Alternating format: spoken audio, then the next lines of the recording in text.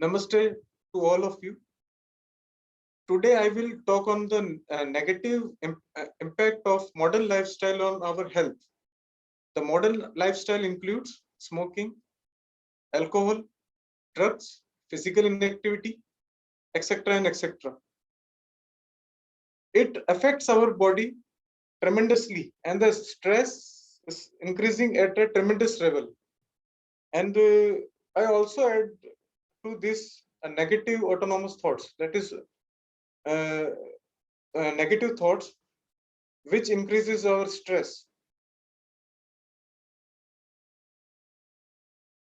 Now I want to come on how it affects our heart.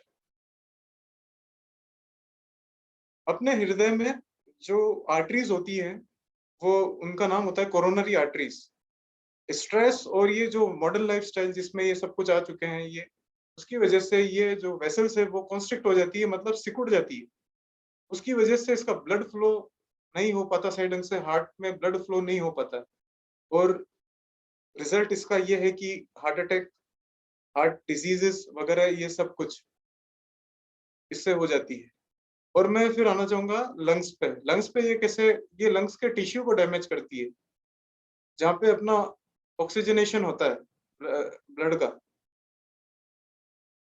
तो इससे होता क्या है कि जो ऑक्सीजनेशन में ऑक्सीजन का जो रिप्लेसमेंट होता है वो कार्बन मोनोऑक्साइड से रिप्लेसमेंट हो जाता है, और वो जो ब्लड जो हमारे बॉडी में जाता है हार्ट से, वो जहां जहां भी वो ब्लड जाता है वो वहां उन ऑर्गन्स को खराब कर देता है.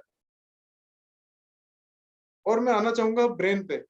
ब्रेन पे ये कैसे इफेक्ट करता है. ब्रेन में ये केमिकल इम्बेलेंस कर देता है. केमिकल इम्बेलेंस मतलब सेरोटोनिन, नॉरएपिनेफ्रिन और डोपामिन, ये न्यूरोट्रांसमीटर्स होते हैं.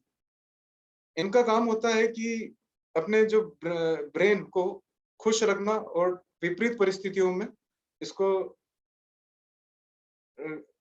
जो हमारा मैनेज करने का तरीका, उसको सही ढंग मतलब सही ढंग से हम उसको मैनेज कर सकें विपरीत परिस्थितियों में.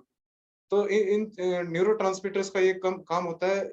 इन न्यूरोट्रांसमीटर्स की जो वो होती है वो कम हो जाती है, इस वजह से भी ये स्ट्रेस होता है. और लैक ऑफ द स्लीप, नींद की कमी, guilt, feeling of guilty, hatredness, jealousy, ये सब भी हमारे काफी स्ट्रेस को बढ़ाने में काम करते हैं. तो हमें अब इसका उपाय ढूंढना है कि इसका उपाय क्या करें. और जो ये मॉडर्न में जो ये यूथ्स को जो हार्ट अटैक से आ रहे हैं, वो अभी मैं उनका नाम नहीं लेना चाहूंगा, लेकिन काफी जो एक्टर और ये सेलिब्रिटीज वगैरह ये भी काफी तनाव में है, क्योंकि इनके अंदर का और बाहर का पता नहीं चलता अपने को, कि जो ये शोबिज वाली दुनिया है इसका अपन आइडिया नहीं लगा सकते हैं, क्योंकि इनके अंदर क्या चल रहा है, इनके हार्ट में क्या चल रहा है, इनके ब्रेन में क्या चल रहा है. तो जो इनको भी जरूरत है इस चीज की, सेलिब्रिटीज और जो शोबिज वर्ल्ड के लोग हैं, इन लोगों को भी जरूरत है, और हमें तो जरूरत है ही है जो, लेकिन इनको सबसे ज्यादा जरूरत होती है क्योंकि ये एक्सपोजर में रहते हैं कंटिन्यूस. तो हम इसके दो उपाय सबसे इसके जो बेस्ट हैं इसको ओवरकम करने के लिए. पहला है मेडिकेशंस. मेडिकेशंस हो सके तो यूथ को दूर रहना चाहिए मेडिकेशंस को, वो किसी एज के बाद में अगर हो तो ठीक है. और दूसरा है योगा. योगा में जो दो टाइप के होते हैं, आसन और ब्रीदिंग टेक्निक्स.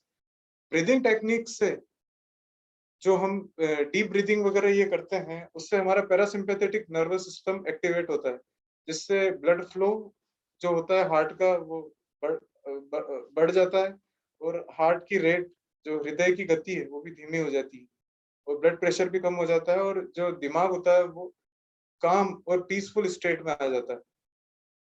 मैं एक एग्जांपल देना चाहूंगा. एक बुद्धिस्ट मॉन्क है जिनका नाम है मैथ्यू रिकॉर्ड. मैथ्यू रिकॉर्ड जो वर्ल्ड हैप्पीएस्ट मैन है, उनसे पूछा गया था कि आपके खुश रहने का राज क्या है. तो उन्होंने बताया था कि मैं मेडिटेशन रोज करता हूँ, डेली करता हूँ, इस वजह से मैं विपरीत परिस्थितियों में भी खुश रह सकता हूँ. और उनकी बॉडी पे जो वैज्ञानिकों ने 256 सेंसर्स लगाए थे, वो जो वेव्स रिकॉर्ड करने के लिए. उसमें गामा वेव्स भी रिकॉर्ड हुई। Gamma waves actually normal human brain में नहीं बनती है, ये सिर्फ मेडिटेटिव स्टेट में ही बनती है। गामा वेव्स जो होती है वो मेडिटेटिव स्टेट में ही बनती है, ये जो नॉर्मल सर्कमस्टांसेस में नहीं होती है। तो ये मैथ्यू रिकार्ड ने खुद बनाई है जो गामा वेव्स। तो मैं कुछ उपाय उन्होंने बताए थे कि जिस वजह से ये आपके अंदर भी हो सकता है और आपका माइंड भी काम और पीसफुल स्टेट में आ सकता है।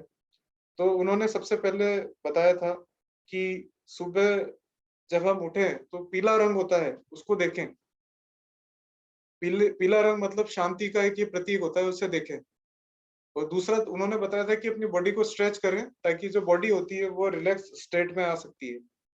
और तीसरा उन्होंने बताया था कि काइंडनेस, फॉरगिवनेस, इनका भी बहुत बड़ा रोल है, जो कि हमारे ये स्ट्रेस हार्मोन्स को और इनको कंट्रोल करती है और जो हैप्पी हार्मोन्स है उनको इंक्रीज करती है। तो हम कुल मिला के हम इस पे बहुत ज्यादा फोकस करें, मेडिटेशन और ब्रीथिंग पे बहुत ज्यादा फोकस करें, ये आज की जरूरत है। अ, दूसरी चीजों से काम नहीं बनने वाला है, चाहे आप कितना ही कुछ ट्राई कर लें, उन चीजों से कुछ भी नहीं होने वाला। और शायद आपने करके भी देख लिया होगा, कुछ हासिल नहीं हुआ। तो लास्टली मैं मेरी इसी को एंड करना चाहूंगा कि जो दो चीजों पे जो इसका जो सही ढंग से इन चीजों को ओवरकम करने के लिए मेडिटेशन और योग, इन चीजों को आप लाएं। नमस्ते।